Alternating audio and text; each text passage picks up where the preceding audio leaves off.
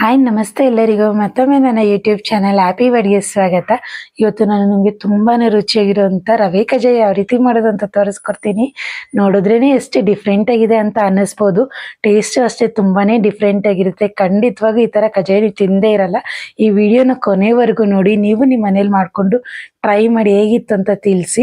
First time ನಮ್ಮ ವಿಡಿಯೋನ ನೋಡ್ತಿದ್ರೆ ನಮ್ಮ ಚಾನಲ್ನ ಸಬ್ಸ್ಕ್ರೈಬ್ ಮಾಡ್ಕೊಳ್ಳಿ, ಹಾಗೆ ಬೆಲ್ ಐಕನ್ನ ಪ್ರೆಸ್ ಮಾಡಿ. ಬನ್ನಿ ನೋಡೋಣ ಯಾವ ರೀತಿ ಮಾಡೋದು ಅಂತ. ಫಸ್ಟ್ ಇಲ್ಲಿ ನಾವು ಕಜ್ಜಾಯ ಯಾವುದೇ ಕಜ್ಜಾಯ ಮಾಡೋಕ್ಕಾದ್ರೂ ಪಾಕ ತಗೋಬೇಕು. ಇಲ್ಲಿ ನಾನು ಪಾಕ ತಗೊಳೋದಕ್ಕೋಸ್ಕರ 4 ಗ್ಲಾಸ್ ಆಗೋಷ್ಟು ಕೆಂಪಕ್ಕಿನ ತೊಳೆದಿಟ್ಕೋತಾ ಇದ್ದೀನಿ. ಅಂದರೆ ತೊಳೆದ್ಬಿಟ್ಟು ನೆನೆಸ್ಕೋಬೇಕು. ಇದನ್ನ 4 ರಿಂದ 5 ಸಲ ತೊಳ್ಕೊಬೇಕು. ನೀವು ಯಾವ ಗ್ಲಾಸಲ್ಲಾದರೂ ಅಳತೆ ತಗೊಳ್ಳಿ, ಯಾವ ಬಟ್ಲಲ್ಲಾದರೂ ಅಳತೆ ತಗೊಳ್ಳಿ. ನಾನು ಇಲ್ಲಿ ಸಣ್ಣ ಗ್ಲಾಸಲ್ಲಿ ತರಿಸ್ಕೊಡ್ತಾ ಇದ್ದೀನಿ.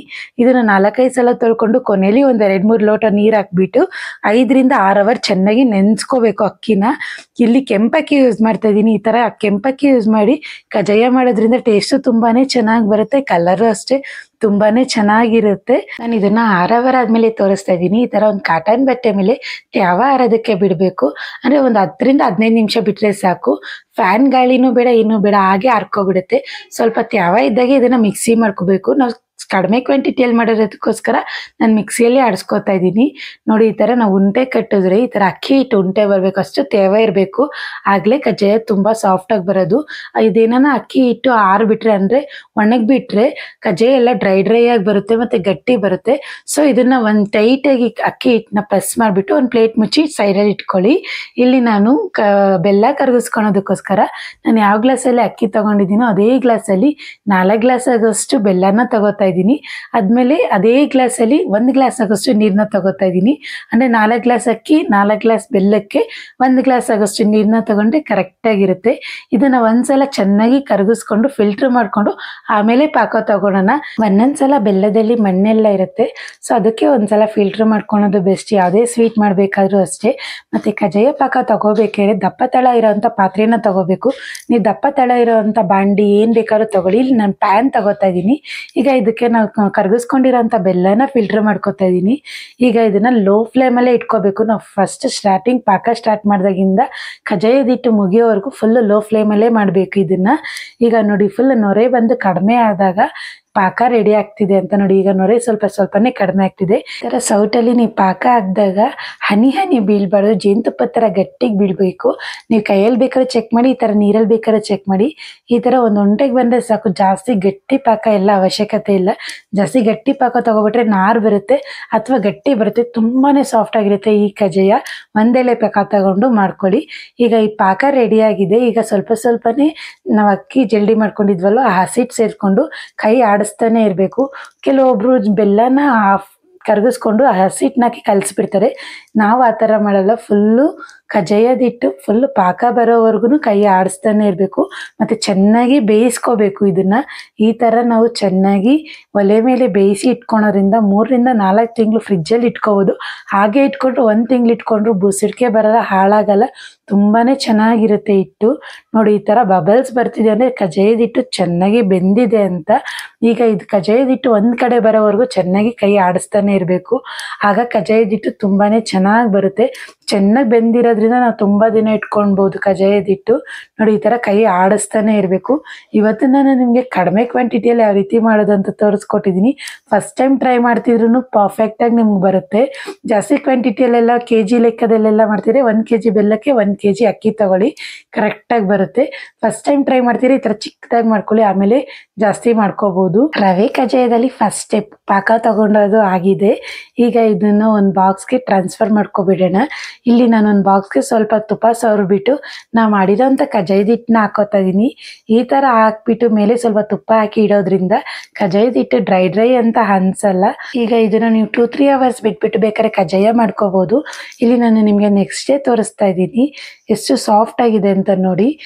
ಫುಲ್ಲು ಚೆನ್ನಾಗಿ ಬೆಂದಿರೋದ್ರಿಂದ ತುಂಬ ದಿನ ಇಟ್ಕೊಂಡು ತಿನ್ಬೋದು ನೀವು. ನಿಮ್ಗೆ ಯಾವ ಸೈಜಲ್ಲಿ ಬೇಕೋ ಆ ಸೈಜಲ್ಲಿ ಉಂಟೆ ಮಾಡಿಕೊಂಡು ಕಜ್ಜಾಯ ಮಾಡ್ಕೋಬೋದು. ಪ್ಲೇನ್ ಕಜ್ಜಾಯ ಆಗುತ್ತೆ. ಇದೇ ಹಿಟ್ಟನ್ನ ನಾನು ಸ್ವಲ್ಪ ಯೂಸ್ ಮಾಡಿಕೊಂಡು ರವೆ ಕಜ್ಜಾಯ ಯಾವ ರೀತಿ ಮಾಡೋದು ಅಂತಲೂ ತೋರಿಸ್ಕೊಡ್ತೀನಿ. ಇದು ನಾನು ಪ್ಲೇನ್ ಕಜ್ಜಾಯ ಮಾಡೋದನ್ನು ನೋಡಿಸ್ತಾ ಇದ್ದೀನಿ. ಈಗ ನಿಮಗೆ ಮಾಮೂಲಿ ಒಂದು ಬಾಳೆ ಎಲೆ ಮೇಲೆ ತಟ್ಕೊಂಡು ಎಣ್ಣೆಲಿ ಹಾಕ್ಕೊಂಡು ಅದು ಪ್ಲೇನ್ ಕಜ್ಜಾಯ. ಈಗ ಅದೇ ಕಜ್ಜಾಯದ ಹಿಟ್ಟನ್ನ ಯೂಸ್ ಮಾಡಿಕೊಂಡು ರವೆ ಕಜ್ಜಾಯ ಯಾವ ರೀತಿ ಮಾಡೋದು ಅಂತ ನೋಡೋಣ. ಇದು ರವೆ ಕಜ್ಜಾಯದ ಸೆಕೆಂಡ್ ಸ್ಟೆಪ್. ಇಲ್ಲಿ ಫಸ್ಟ್ ನಾನು 100 ಗ್ರಾಮ್ ಆಗೋಷ್ಟು ಎಳ್ಳನ್ನ ಹುರ್ಕೋತಾ ಇದ್ದೀನಿ. ಜಾಸ್ತಿ ಸಿದಿಸ್ಕೋಬಾರ್ದು, ಸುಮ್ಮನೆ ಬ್ರೌನ್ ಆದರೆ ಸಾಕು. ಈಗ ಇದನ್ನು ತೆಗೆದು ಸೈಡಲ್ಲಿ ಇಟ್ಕೊಳ್ಳೋಣ. ಇದು ತಣ್ಣಗಾಗಷ್ಟರಲ್ಲಿ ಒಣ ಕೊಬ್ಬರಿನ ಮಿಕ್ಸಿ ಮಾಡ್ಕೊಳ್ಳೋಣ. ಇಲ್ಲಿ 1 ಗಿಟ್ಕಾಗಷ್ಟು ತೊಗೊಂಡಿದ್ದೀನಿ. ನಾನು ಇಲ್ಲಿ ಒಣ ಕೊಬ್ಬರಿನ ಸ್ವಲ್ಪ ಫ್ರೈ ಮಾಡ್ಕೊಂಡು ತೊಗೊಂಡಿದ್ದೀನಿ. ಈ ಥರ ಫ್ರೈ ಮಾಡಿ ತೊಗೊಳೋದ್ರಿಂದ ತುಂಬ ದಿನ ಕಜ್ಜಾಯ ಇಟ್ಕೊಂಡು ನಾವು ತಿನ್ಬೋದು. ಈಗ ಇದನ್ನು ಪುಡಿ ಮಾಡಿಬಿಟ್ಟು ಒಂದು ಬಾಣಲಿಲೇ ಹಾಕ್ಕೋತಾ ಇದ್ದೀನಿ. ನೋಡಿ, ಈ ಥರ ತರ್ತರಿಯಾಗಿ ಮಾಡ್ಕೊಂಡ್ರೆ ಸಾಕು. ನೀವು ತುರಿದ್ಬಿಟ್ಟು ಬೇಕಾದ್ರೆ ಹಾಕ್ಕೋಬೋದು. ಈ ಥರ ಸಣ್ಣ ಇದ್ರೆ ಚೆನ್ನಾಗಿರುತ್ತೆ. ಈಗ ನಾವು ಹುರಿದಿಟ್ಕೊಂಡಿರೋಂಥ ಎಳ್ಳನ್ನು ಸೇರಿಸ್ಕೊಂಡು ಪುಡಿ ಮಾಡ್ಕೋಬೇಕು.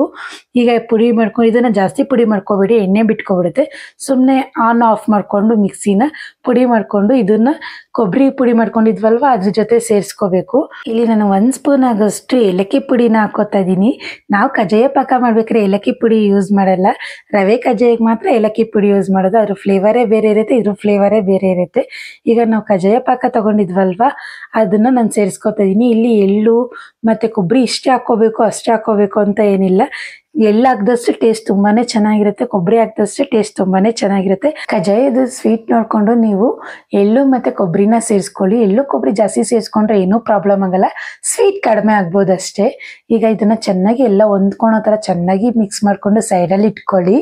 ಇಲ್ಲಿ ನಾನು ರವೆ ಕಜ್ಜಾಯದಕ್ಕೆ ಹಿಟ್ಟು ಕಲ್ಸ್ಕೊಳೋದಕ್ಕೋಸ್ಕರ ಇಲ್ಲಿ ಚಿರೋಟಿ ರವೆನ ತಗೊಂಡಿದ್ದೀನಿ. ರವೆನ ಈ ಥರ ಪುಡಿ ಮಾಡಿ ಇಟ್ಕೊಳೋದ್ರಿಂದ ರವೆ ಬೇಗನೆ ನೆಂದ್ಬಿಡುತ್ತೆ. ಅದಾದ್ಮೇಲೆ ಇಲ್ಲಿ ನಾನು ಹಿಟ್ಟು ಕಲ್ಸ್ಕೊಳೋದಕ್ಕೋಸ್ಕರ ಒಂದು 1/4 ಸ್ಪೂನ್ ಆಗಷ್ಟು ಉಪ್ಪು ಮತ್ತು ಒಂದು 1/2 ಸ್ಪೂನ್ ಆಗಷ್ಟು ಅರಿಶಿನ ಪುಡಿ ಹಾಕೋತಾ ಇದ್ದೀನಿ.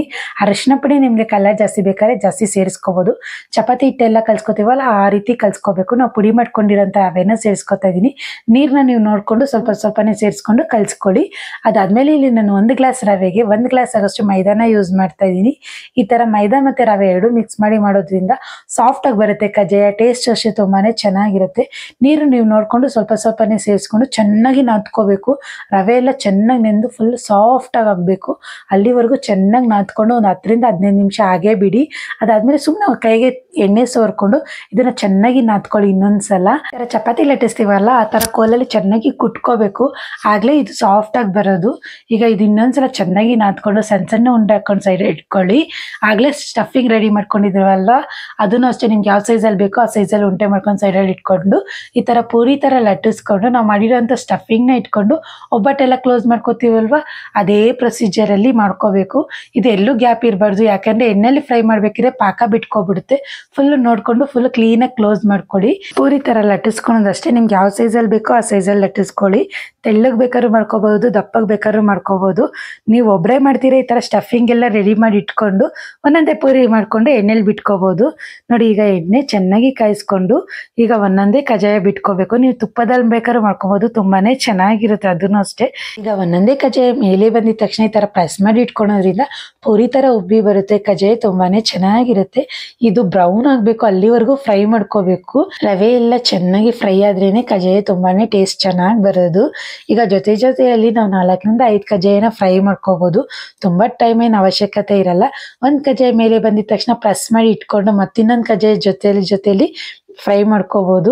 2 ಕಡೆನೂ ಫ್ರೈ ಮಾಡಿಬಿಟ್ಟು ತಗೊಂಡ್ರೆ ಕಜ್ಜಾಯ ಆಗ್ಬಿಡುತ್ತೆ. ತುಂಬಾನೇ ರುಚಿಯಾಗಿರೋಂಥ ರವೆ ಕಜ್ಜಾಯ ತೋರಿಸ್ಕೊಟ್ಟಿದ್ದೀನಿ. ಈ ವಿಡಿಯೋ ನೋಡ್ತಾ ಇರೋ ತುಂಬಾ ಜನಕ್ಕೆ ಈ ತರ ಕಜ್ಜಾಯ ಫಸ್ಟ್ ಟೈಮ್ ನೋಡಿರ್ತೀರಾ. ಟೇಸ್ಟ್ ಅಷ್ಟೇ ತುಂಬಾನೇ ಡಿಫ್ರೆಂಟ್ ಆಗಿರುತ್ತೆ. ಈ ತರ ಕಜ್ಜಾಯ ಟ್ರೈ ಮಾಡಿ ನೋಡಿ. ಮಾಮೂಲಿ ಕಜ್ಜಾಯ ಇಷ್ಟನೇ ಪಡಲ್ಲ, ಅಷ್ಟು ರುಚಿಯಾಗಿರುತ್ತೆ. ಎಳ್ಳು ಮತ್ತೆ ಕೊಬ್ಬರಿ ಅಷ್ಟು ಟೇಸ್ಟ್ ಕೊಡ್ತಿರುತ್ತೆ ಈ ಕಜ್ಜಾಯಕ್ಕೆ. ನೋಡೋಕೆ ಎಷ್ಟು ಚೆನ್ನಾಗಿದೆ ಈ ಕಜ್ಜಾಯದ ಹಿಟ್ಟು ಒಂದ್ಸಲ ರೆಡಿ ಮಾಡ್ಕೊಂಡ್ರೆ ನೀವು ಬಿಸಿ ಬಿಸಿ ಯಾವಾಗ ಬೇಕೋ ಆಗ ಫ್ರೈ ಮಾಡ್ಕೊಂಡು ತಿನ್ನೋದಷ್ಟೇ.